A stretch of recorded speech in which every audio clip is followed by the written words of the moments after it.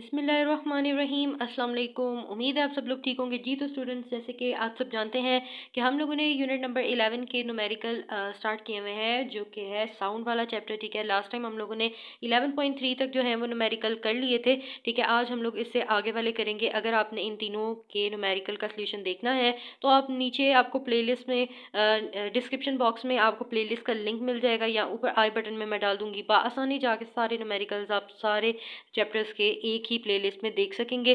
ठीक है, तो विदाउट टाइम वेस्टिंग हम आज के न्यूमेरिकल की जो है ना वीडियो स्टार्ट करते हैं। तो 11.4 है हमारे पास, यहाँ पे लिखा हुआ है a doctor count 72 heart beats in 1 minute. एक डॉक्टर है, उसने 72 हार्ट बीट 1 मिनट में काउंट करी हैं, यानी 60 सेकेंड्स में उसने काउंट करी हैं। कैलकुलेट करें frequency and period of heart beat, यानी टाइम पीरियड आपने कैलकुलेट करना है और फ्रीक्वेंसी आपने कैलकुलेट करनी है।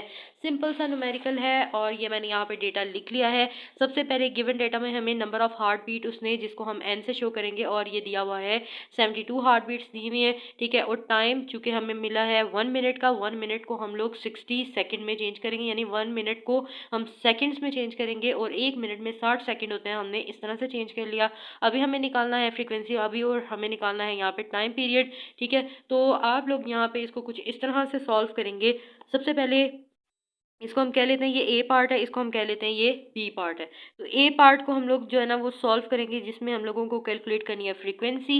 एस जैसे कि हम लोग जानते हैं कि जो फ्रीक्वेंसी है वो एन ओवर टी बी होती है। ठीक है, तो यहाँ पे हम लोग फ्रीक्वेंसी में एन की वैल्यू डालेंगे, ये आपने फॉर्मूला याद रखना है। और एन में हमारे पास जो क्या वैल्यू आएगी 72। ठीक है, तो इसमें हम लोग क्या पुट कर देंगे 72, और टाइम हमें कितना दिया गया 60 सेकेंड्स का। ठीक है, इसको हम लोग यहाँ पे डाल देंगे।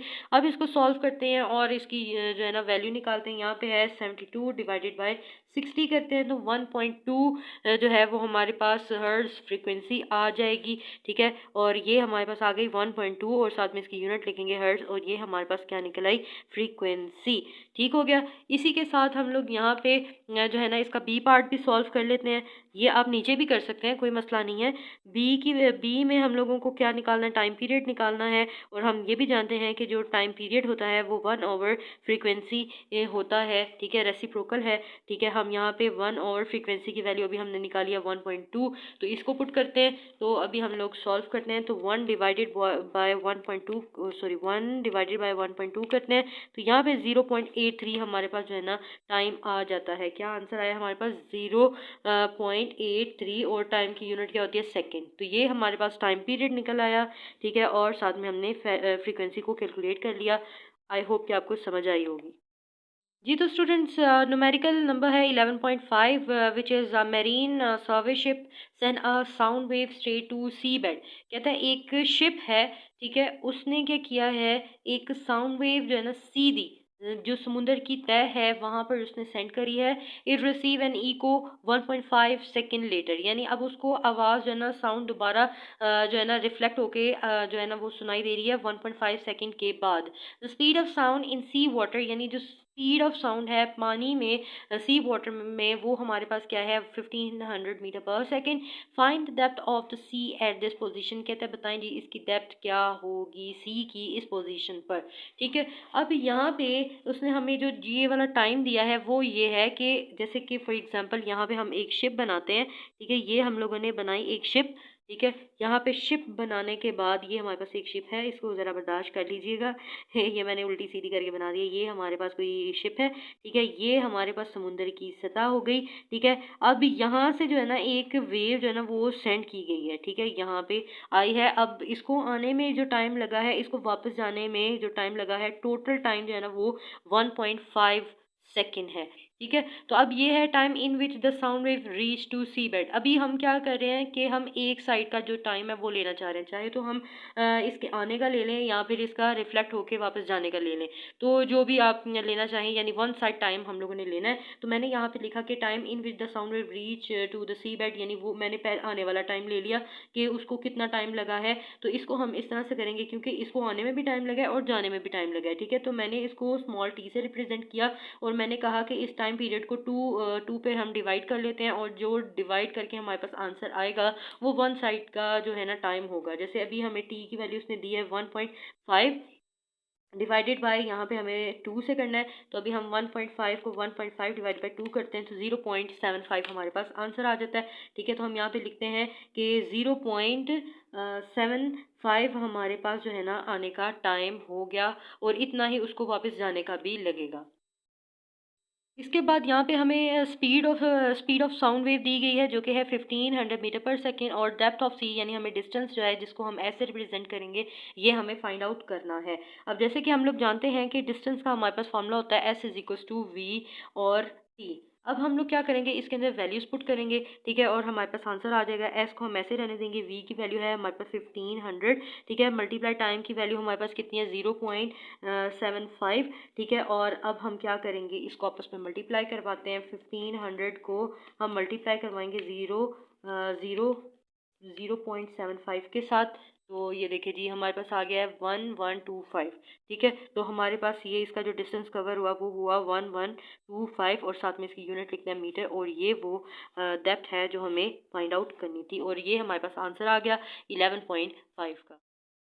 जी, तो स्टूडेंट्स न्यूमेरिकल है हमारे पास 11.6। इसमें हमें कह रहा है कि a student clap his hand near a cliff, यानी क्लिफ कहते हैं एक चट्टान को। ठीक है, एक स्टूडेंट है उसने क्लैपिंग करी है एक चट्टान के करीब, and heard the echo after 5 second, और उसको इको यानी आवाज़ टकरा कर जब वापस आती है, यानी रिफ्लेक्शन ऑफ साउंड जो है वो उसको 5 सेकेंड जो है ना वो लगे हैं वापस टकरा के वापस आने में आवाज़ को। What is the distance of the Cliff from the student, तो बताएं कि जो चट्टान है उस वो कितने फासले पर है स्टूडेंट से। If the speed of sound is taken as 346 metre per second, अगर हमारे पास स्पीड जो है वो स्पीड ऑफ साउंड जो है वो 340 मीटर पर सेकेंड ली गई है। ठीक है, तो इसमें भी वही सेम केस है जो यहाँ पे था, वो यहाँ पे हमारे पास बस ये है कि आपने यहाँ पे लिखना है टाइम पीरियड हमें दिया गया है 5 सेकेंड। ठीक है, time in with the sound reach to the cliff, यानी अब वो टाइम हम ले रहे हैं। इसमें भी हमारे पास 2 टाइम होंगे, एक तो जब वो बच्चे ने क्लैपिंग की वो आवाज़ पहाड़ी तक जाने की, और वहाँ से टकरा के वापस आने की। ठीक है ना, तो अभी हम ना हाफ टाइम लेंगे, या तो हम जाने यानी वहाँ पे पहुँचने तक का, या फिर वापस आने तक का। तो यहाँ पे सेम वही चीज़ हम करेंगे। यहाँ पे टी की वैल्यू, टी यानी टाइम, हम सिंपल टाइम फाइंड आउट करेंगे। 5 टी की जगह हमारे पास क्या आ जाएगा 5, और डिवाइड बाई 2 करेंगे तो हमारे पास आ जाएगा यहाँ पे 5 डिवाइडेड बाई 2 करते हैं तो ये आ जाएगा 2.5। तो हमारे पास टाइम की वैल्यू क्या आ गई 2.5, और साथ में इसकी यूनिट क्या सेकेंड है। ठीक है, और स्पीड हमें दी गई है 340 मीटर पर सेकेंड, और डिस्टेंस हमें फाइंड आउट करना है। तो formula will be same, S is equals to V D. ठीक है, वैल्यूज पुट करते हैं। वी की वैल्यू हमारे पास है 346 मल्टीप्लाई, और साथ में टाइम जो है वो हमें दिया गया है 2.5। ठीक है, इसको मल्टीप्लाई कराते हैं। ठीक है, और 346 मल्टीप्लाई 2.5, तो हमारे पास आ जाएगा 865 मीटर। ठीक है, तो ये हमारे पास क्या आंसर आ गया 865, और साथ में हम लिखेंगे मीटर, और ये हमारे पास आंसर आ गया 11.6 का। ठीक है, आई होप कि आपको अच्छे से समझ आई होगी। जी, तो स्टूडेंट्स न्यूमेरिकल है 11.7, जो कि है a ship send out ultrasound that return from the sea bed and it is detected after 3.42 second if the speed of ultrasound through the sea water is 1531 metre per second. What is the distance of the sea bed from the ship. Same to same ये वही जो ऊपर हमने ये 11.5 numerical किया है वो बिल्कुल सेम टू सेम है। इसमें भी एक शिप है वो अल्ट्रासाउंड को सेंड कर रही है, जो कि सी बेड से रिटर्न होकर डिटेक्ट हो रहा है। ठीक है, उसकी जो टाइम उसको लग रहा है वो है हमारे पास 3.42 सेकेंड। ठीक है, यानी अल्ट्रासाउंड को जाने और आने में यानी जो टोटल टाइम है वो हमें 3.42 सेकेंड लगा है। ठीक है, if the speed of ultrasound through sea water is 1531, यानी स्पीड जो है वो हमें 1531 दी गई है, और हमें क्या डिस्टेंस जो है ना कैलकुलेट करना है शिप का सी बेड से। ठीक है, तो सेम टू सेम वही चीज़ है कि हमें जो है वो टाइम पीरियड टोटल दिया गया है 3.42 सेकेंड, और हमें वन साइड जो टाइम है वो हमने निकालना है। तो वन साइड टाइम हमारे पास हम टी स्मॉल टी से रिप्रेजेंट कर रहे हैं। ठीक है, तो यहाँ पे हम कहेंगे कि टी की वैल्यू हमारे पास है यहाँ पे है 3.42, और डिवाइडेड बाय हम इसको 2 करते हैं तो देखते हैं हमारे पास क्या आंसर आता है। 3.42 डिवाइडेड बाई 2 करते हैं तो हमारे पास 1.71 सेकेंड जो है वो हमारे पास टाइम आ गया। T is equal to 1.71 second. ठीक है, और वेलोसिटी हमें दी गई है 1531 मीटर पर सेकेंड, और डिस्टेंस हमारे पास जो है ना वो हमें फाइंड आउट फॉर्मूला यहाँ पे हमारे पास सेम टू सेम लगेगा, जो कि था S is equals to V T, यानी स्पीड मल्टीप्लाई टाइम। तो S ऐसे ही रहने देंगे। V की वैल्यू हमारे पास क्या है 15 और साथ में है 31, और टाइम हमारे पास कितना आया 1.71।